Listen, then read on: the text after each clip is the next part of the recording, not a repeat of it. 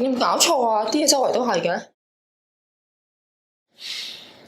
好攰啦，放一放啫，唔係咁都要話嘛。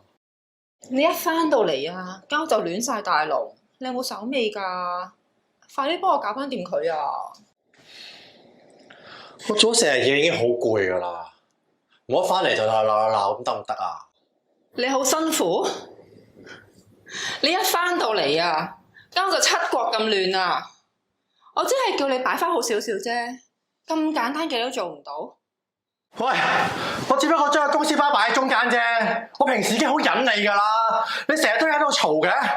我翻到嚟屋企淨係想安靜一下咋，你唔好搞到家嘈屋閉咁得唔得啫？你係要咁先安樂嘅？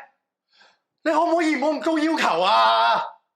我真係頂你唔順啊！你少少嘢都唔滿意咁樣，你想點啫？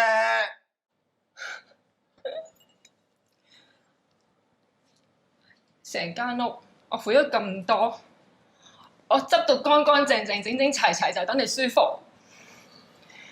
你話而家係我高要求？你翻到嚟有大嘢攤喺度咋？全家啲都我做㗎。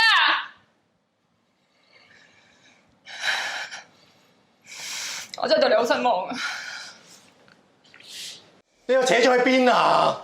夫婦有陣時因為好小事，你一句我一句，爭拗不斷。點解夫婦嘅衝突會變成一啲無限碌嘅溝通模式呢？今日我哋好高興請到資深嘅婚姻輔導老師黃麗章博士同我哋剖析一下。第一咧，我哋好多時候會將我哋內心裏邊嘅不滿會投射出嚟。譬如喺片中裏邊嘅太太咧，佢見到好多物件好混亂嘅時候咧，佢裏邊咧觸發咗佢好多焦慮嘅情緒。咁咧，當佢有焦慮嘅時候咧，佢就開始就去鬧丈夫冇手尾啦。好啦，當個先生聽到有人話佢啊，即係自己咧，哎呀，即係好似冇手尾嘅時候，聽到呢啲説話嘅時候咧，佢內心衍生嘅咧就，哎呀，乜我做錯咗啊咁嚇。咁呢一個覺得認為自己做錯咗，一樣都會產生佢裏邊有一種覺得好難堪嘅一種羞恥感啦，同埋佢都會驚。但係當大家都喺一個焦慮同埋唔舒服嘅狀態底下咧，佢哋做唔到彼此確認對方嘅情緒，就反而咧造成對方互相嘅攻擊，攻擊對方嘅人格。一個就話對方混亂啦，另一個就話對方咧要求高，所以喺呢個人格嘅互相攻擊裏邊咧，就好容易成為咗嗰種惡性循環咯。當我見到間好亂嗰陣，我真係好嬲，好想叫我老公即刻執好佢。原來混亂係會令我咁困擾、咁焦慮不安。俾我老公話我要求高，我會覺得好委屈、好難過。不過我咁樣話我老公，佢應該都會好難堪。俾老婆話嗰刻真係好嬲啊！我覺得俾人攻擊啊，我即刻想還擊啦。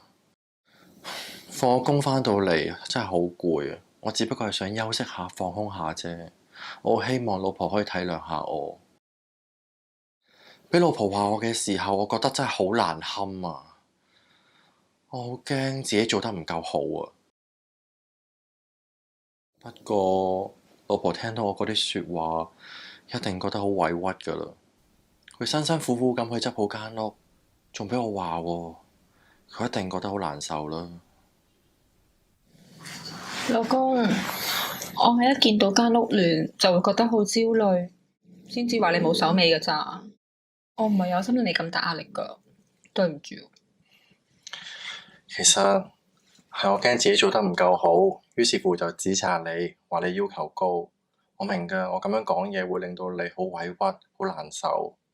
對唔住啊，老婆，好多謝你啊，將間屋執到乾乾淨淨，令到我哋住得咁舒服。我知嘅，呢頭家你付出好多㗎，我愛你啊，老婆。首先睇翻呢個係一個惡性循環，唔係對方嘅人唔好嚇，因為呢個係好多時會出現嘅情況，就係覺得佢個人幾衰啊嚇，個人幾咁霸道啊，或者呢個人幾咁唔體諒我，就好多時候咧會諗就點樣對方唔好。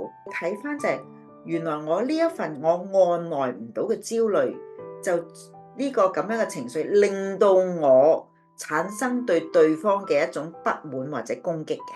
原來我同呢個不安我可以相處到嘅時候，就會帶嚟嗰種安全感咯。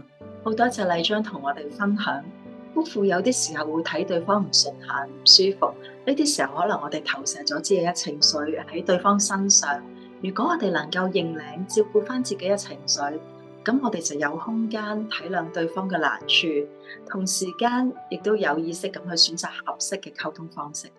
賽馬會婚姻再思計劃嘅服務目標係支援徘徊喺婚姻十字路口，正考慮係咪離婚嘅父母。我哋會為父母提供夫婦或個人輔導，為兒童提供遊戲治療。我哋亦有唔同嘅小組同工作坊，對象包括父母、兒童及親子。詳情可以 scan 呢度嘅 QR code，或者 click 下面資訊欄。我哋下條片再見。